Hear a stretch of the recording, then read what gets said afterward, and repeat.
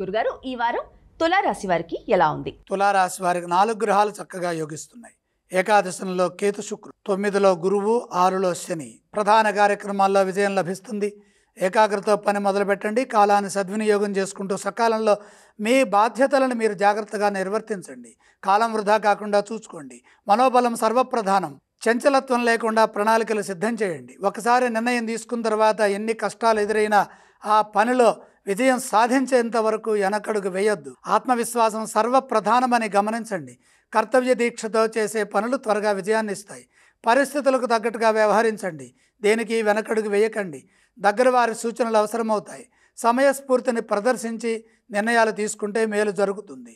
వ్యాపారంలో కూడా ఇదే విధంగా ప్రణాళికలు సిద్ధం చేయాలి. సంఘర్షణాత్మక స్థితికి దూరంగా ఉండాలి. మనోబలంతో పనిచేస్తే వ్యాపారంలో మేలు జరుగుతుంది.